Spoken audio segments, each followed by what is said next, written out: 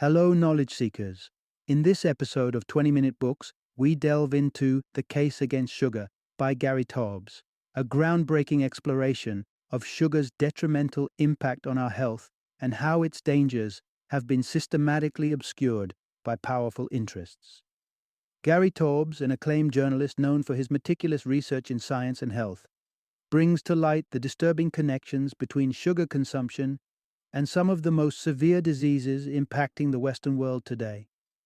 In a narrative that is both compelling and disconcerting, The Case Against Sugar investigates the historical rise of the sugar industry, revealing the strategic silencing and ridicule of critics who dared to challenge sugar's pervasive role in our diet. This book is a must-listen for nutritionists, health-conscious individuals, dieters, and parents who are reconsidering the nutritional roles of sugar versus fat in our diets. Taubes, whose writings have graced the pages of the New York Times, The Atlantic, and the British Medical Journal, builds a strong case that will change the way you think about the sweetest component of our meals and its long-term consequences to our health. Join us as we uncover the bitter truth behind sugar's sweet facade in The Case Against Sugar.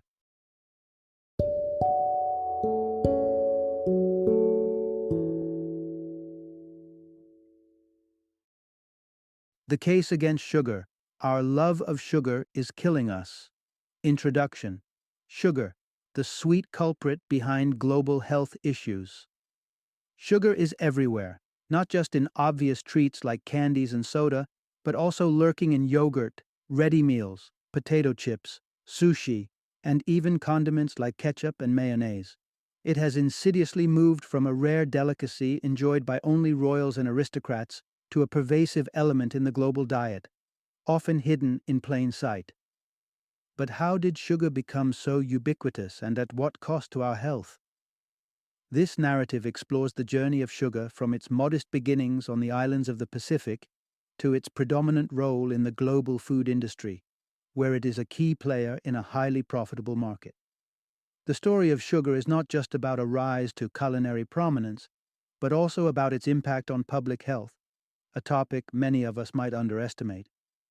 Here, we unpack the transformation of this once prized ingredient into a dietary staple and investigate its connection to some of the most severe diseases facing humanity today. Through this exploration, we reveal why understanding the true aspects of sugar, beyond its sweet taste, is crucial for our well-being. Part 1. The rise of sugar from luxury to everyday staple. Trace sugar's journey back through time, and you'll land on the tropical shores of New Guinea, where it was first cultivated by its indigenous people. Initially, sugar was a precious commodity, harvested solely from the sugarcane plant, which thrived exclusively in tropical climates. This scarcity and the labor-intensive process of production rendered sugar a luxury that only the wealthy could afford, often showcased alongside pearls in the opulent gifts received by the King of Spain. However, the face of sugar consumption began to change with the advent of the sugar beet. This root could thrive in more temperate climates, far beyond the tropics, marking the beginning of sugar's global spread. Once the method to efficiently extract sugar from beets was pioneered, sugar transitioned from an exclusive luxury to a more accessible commodity. The Industrial Revolution catalyzed this transformation even further. With the invention of the steam engine, sugar refineries of the 1920s achieved in a single day what previously took an entire decade. This surge in production capacity made sugar cheap and abundantly available, paving the way for its omnipresence in modern processed foods. By the early 19th century, sugar's primary use was in sweetening beverages like tea and coffee. However, as refining techniques advanced, the production of sugary treats such as candies, chocolate bars, ice cream, and soft drinks not only became feasible but also economically viable. This era also introduced sugar into foods that traditionally did not contain it, like bread, radically changing the food landscape. One iconic example of sugar's integration into daily life is the invention of Coca-Cola in 1885 by John Pemberton, initially touted as a brain tonic. It was Asa Candler who later transformed it into a high-sugar soda, eventually turning it into the world-renowned beverage it is today. This marked just the beginning of sugar's deep and complex integration into our daily diets, illustrating a dramatic shift from luxury to staple. Part 2. Unveiling the truth about calories. Not all are created equal. The common saying, "a calorie is a calorie," might lead you to believe that 5 calories from a spoonful of sugar are equivalent to 5 calories from an apple. However, this is a misconception that overlooks the complexities of nutrition. Nutritional science, like all sciences, has evolved over time. Initially, it was widely believed that all calories have equal impact on our health, and that calorie intake was directly linked to weight gain.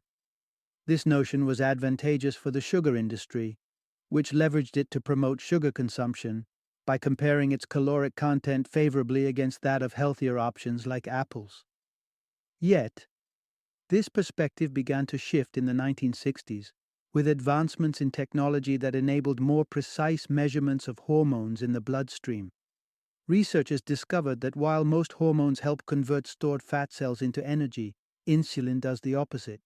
It encourages the body to store fat, particularly when we have elevated blood sugar levels, which occur after consuming high carbohydrate and high sugar diets. This understanding highlighted a stark reality.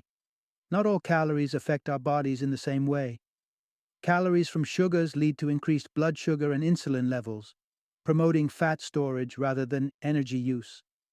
This insight fundamentally challenges the notion that simply managing calorie intake can prevent weight gain and related health issues. Despite extensive evidence of the harmful effects of sugar on our metabolic health, the sugar industry has maintained a consistent narrative, promoting the misleading idea that managing calories alone is sufficient for maintaining health. They've been so effective that even some scientists, as reported by a 2015 New York Times article, still support the outdated view that obesity primarily results from a calorie surplus, rather than considering the source of those calories. This ongoing debate underscores the critical need to view nutritional content beyond mere numbers, recognizing how different types of calories can significantly influence our health. Part 3. How the sugar industry shaped its public image and tackled competition. Imagine being told that adding more sugar to your diet could actually be beneficial to your health. This notion might seem outlandish today, but back in 1928, this was the message that the sugar industry vigorously promoted. To boost sugar consumption, the Sugar Institute was established, launching an aggressive advertising campaign that portrayed sugar as a health food. According to their claims, sugar not only refreshed the body during summer, but also bolstered the immune system in winter and combated afternoon fatigue in autumn. By the 1950s, as the obesity rate in the United States began to climb and various diet trends emerged, the sugar industry clung to the narrative that a calorie is a calorie, suggesting that diets cut other foods, not sugar. This approach neatly sidestepped growing concerns about sugar's nutritional value and its role in health problems. The 1960s saw a new challenge arise with the popularity of artificial sweeteners, which were being embraced by both the general public and manufacturers of diet products as a healthier alternative to sugar. With products like saccharin and cyclamate gaining favor due to their lower calorie content, the sugar industry faced a significant threat to its dominance. In response, the industry tried to leverage regulatory mechanisms to eliminate this competition. They focused their efforts on influencing the Food and Drug Administration, FDA, which plays a critical role in the food industry by awarding GRAS status, generally recognized as safe, to food additives. The campaign intensified following the 1958 amendment to the Food and Drugs Act, which declared that no additive could be deemed safe if it was found to induce cancer in humans or animals. Seizing on this, the sugar industry invested over $4 million between 1963 and 1969 in research aimed at challenging the safety of cyclamate. Ultimately, their efforts were successful, leading to the banning of cyclamate based on studies suggesting it was possibly carcinogenic, although the levels consumed by rats in these studies were astronomically high compared to normal human consumption. This saga reveals the lengths to which the sugar industry has gone to protect its image and market share. influencing public perception and regulatory standards to maintain its position in the food industry. Part 4. Unraveling Myths: How the Sugar Industry Shifted the Health Narrative. It's widely claimed that saturated fats are the primary cause of heart disease. But this perspective might be more myth than reality. The origins of this claim trace back to scientist Ansel Keys, who in the mid-20th century linked the consumption of fatty foods to increasing rates of heart disease. At a time when society clamored for answers to the rising epidemic, Keys' theory found eager acceptance. However, a closer examination reveals a potential conflict of interest. Keys' research was funded by the sugar industry. Moreover, Keys also created K-rations, which were heavily laced with sugar for military use during the war. This financial backing from the sugar sector likely influenced the dissemination of Keys's findings, with the industry keen to divert blame from sugar to fat.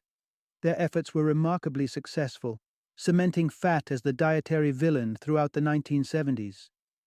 By the 1980s, suggesting that sugar might be the real threat to heart health was enough to risk professional credibility and be labeled a pseudoscientist by proponents of the sugar industry's narrative. Nevertheless, as the century progressed, the linkage between sugar intake and major health issues like heart disease, obesity, diabetes, and high blood pressure became increasingly apparent. Several scientists observed this trend and suspected a correlation that went beyond coincidence.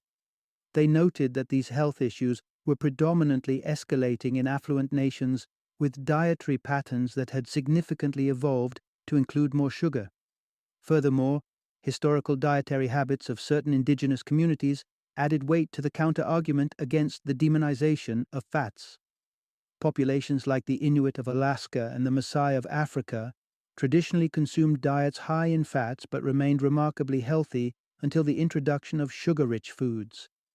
This evolving understanding points to a stark misdirection in nutritional science, primarily driven by the sugar industry's influence, challenging long-held beliefs and prompting a re-evaluation of what we've been led to believe about food and health. Part 5. How excessive sugar intake drives insulin resistance and metabolic syndrome. Among the various health issues associated with sugar, its role in fostering insulin resistance stands out, particularly concerning its contribution to diabetes. Insulin, a crucial hormone, regulates blood sugar levels by facilitating the conversion of glucose into energy or storing it as fat. Normally, after eating something sugary, your pancreas releases insulin to manage the spike in blood glucose, stabilizing your blood sugar levels once more.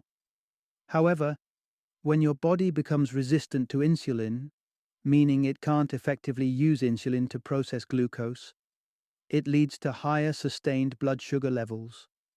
This resistance necessitates even greater amounts of insulin to manage glucose, perpetuating a damaging cycle of overproduction. Although definitive proof is elusive, strong evidence suggests sugar, especially fructose from fruits, is a likely culprit. Controlled experiments like those conducted at Stanford University with rats have shown that diets high in fructose can induce insulin resistance. This difference in how sugars and other calories like fats or proteins interact with insulin underscores that not all calories exert the same effects on our metabolic health.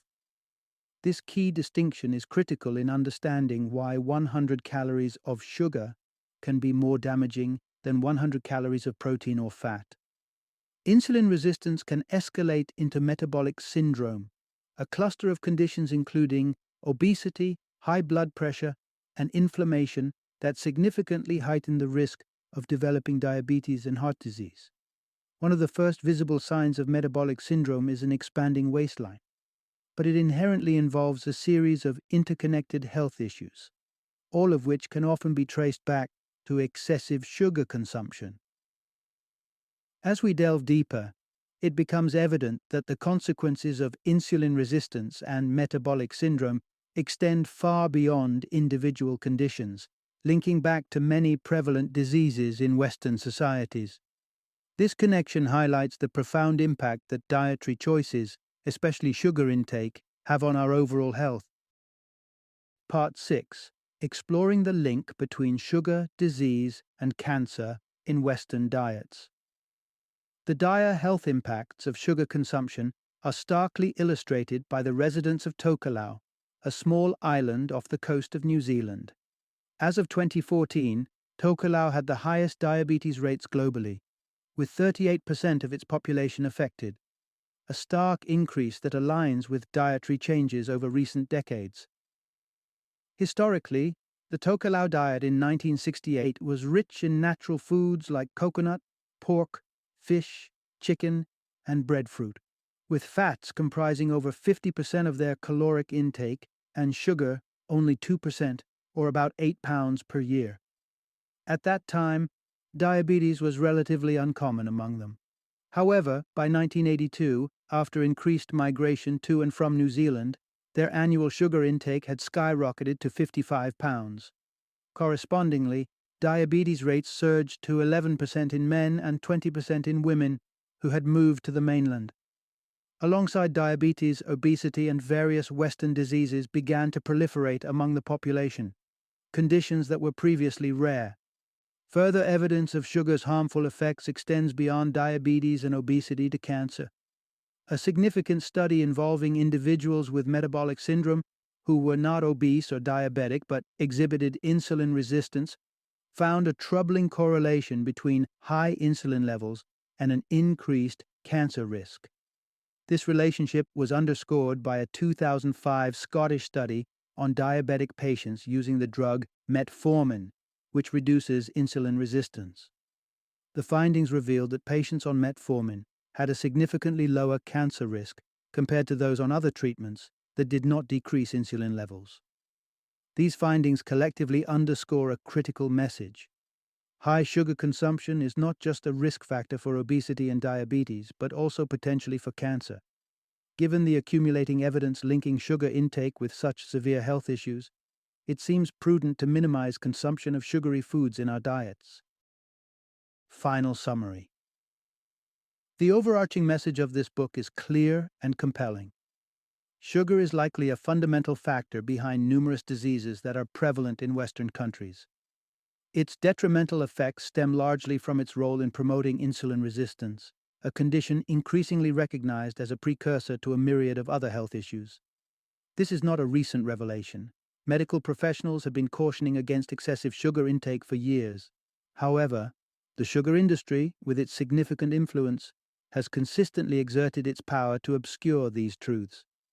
Through strategic campaigns and funding research, it has managed to shape public perception and debate around sugar, often downplaying the substance's harmful effects. As the data continues to accumulate, highlighting the role of sugar in various diseases, the imperative to reevaluate and adjust our consumption of sugar becomes ever more urgent, not just for individual health, but for public health at large.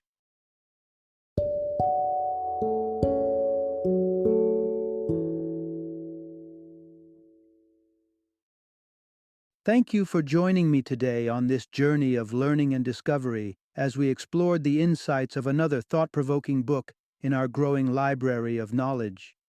If you've enjoyed our time together, please take a moment to follow our podcast, give us a 5-star rating, and share 20-minute books with other knowledge seekers.